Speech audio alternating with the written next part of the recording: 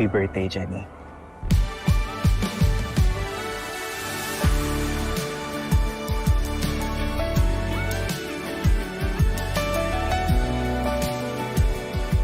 Papsi?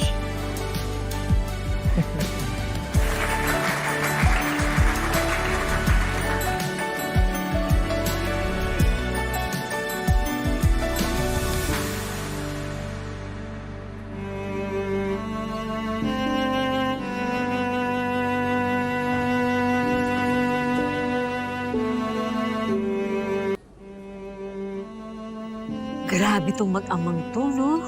Para lang tayo nanonood ng drama. Sabi ko na, hindi niya kayang tiisin yung anak namin. Meron akong alam na pasabog tungkol dyan sa mga superstars na gusto mong i-feature. Sus, sa sugar. Ano naman paandar yan? Alam ko yung mga ganyang statement ng mga cloud chaser, ha? Luma na yan, ginawa niya na yan. Ayan, oh. Ganyan ang content. Ay, nako, sinisira mo yung coverage ko. Alam mo, iwan na kita dito. Check! Grabe siya. Hinahamon niya talaga ako, ha? Kala ko po hindi na kayo dadating. Gagawa ko ba yun? Eh, lahat ng birthday mo, nandoon ako. Mapapalagpas ko pa ba to? At saka, hindi ko pwedeng hindi kita masayaw ngayon. Pag nangyari yun, magagalit na talaga ako sa sarili ko. Mabuti na lang talaga. At mayroong isang mabait na anghel na tumulong sa akin para makarating ako dito.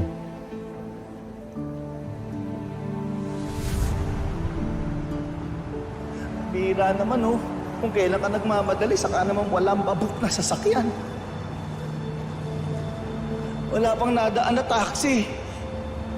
Pero naman kasi, ba't ka pa nag-inarte?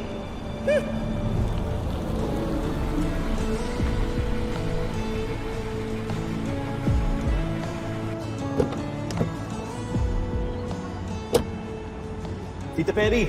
Uy, Nate! Ano ginagawa mo dito? Susundin ko lang po ang best birthday gift ni Jenny.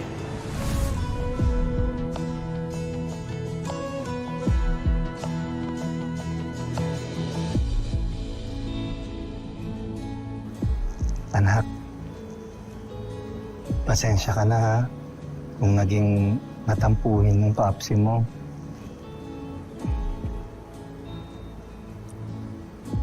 Papsi.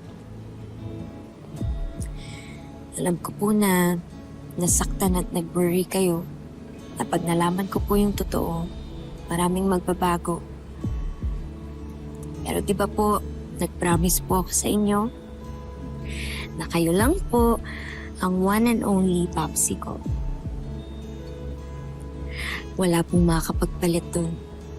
Wala pong makakatumbas sa pag-aalaga, pagtsatsaga, at pagmamahal na binigay niyo sa akin. Doon pa lang po, kayo na po yung una sa puso ko. Hindi ko po maipagkakaila yung totoong pagkatao ko.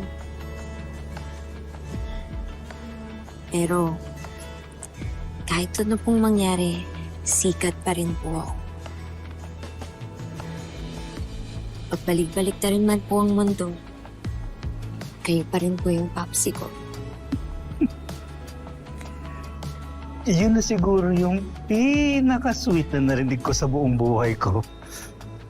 Bukod siyempre sa pagtalak ng nanay mo. Kunot na niyo. Ito na po yung best birthday gift sa lahat ng birthdays ko, Paps.